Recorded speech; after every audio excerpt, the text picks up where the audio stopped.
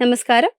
അതിർത്തിയിൽ ചൈനയുടെ ഓരോ നീക്കവും ഇനി ഇന്ത്യയുടെ വിരൽത്തുമ്പിലായിരിക്കും. തോക്കും പീരങ്കിയും കൊണ്ട് മാത്രം യുദ്ധം ജയിച്ചിരുന്ന കാലം കഴിഞ്ഞെന്നും ഇനി ആർട്ടിഫിഷ്യൽ ഇന്റലിജൻസ് കൊണ്ട് ശത്രുവിനെ പൂട്ടുന്ന കാലമാണെന്നും ഇന്ത്യ തെളിയിച്ചു കഴിഞ്ഞു.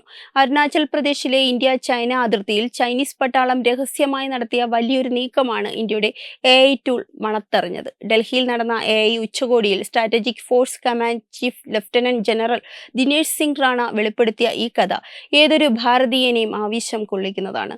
നമ്മുടെ ജവാന്മാർ രാപ്പകൽ കാവൽ നിൽക്കുന്ന ഹിമാലയൻ അതിർത്തികളിൽ കണ്ണുതെറ്റുന്ന നേരം നോക്കി അതിക്രമിച്ചു കയറാനായിരുന്നു ചൈനയുടെ പ്ലാൻ.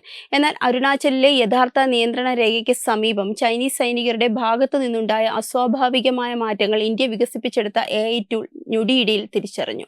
ചൈനീസ് പട്ടാളം എപ്പോൾ ആക്രമണം നടത്താനാണ് ഉദ്ദേശിക്കുന്നത് എന്ന് വരെ ഈ സംവിധാനം കൃത്യമായി പ്രവചിച്ചു.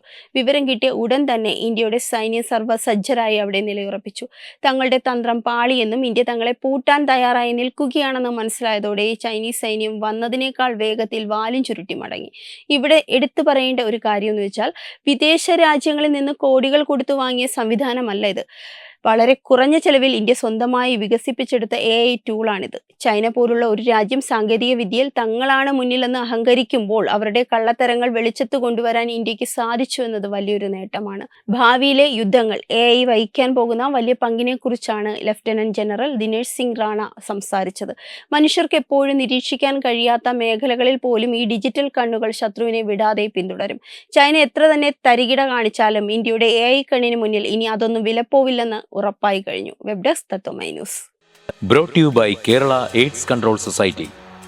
HIV AIDS സംബന്ധമായ സംശയങ്ങൾക്ക് 1097 എന്ന 24 മണിക്കൂറും പ്രവർത്തിക്കുന്ന ടോൾ ഫ്രീ നമ്പറിലേക്ക് വിളിക്കുക.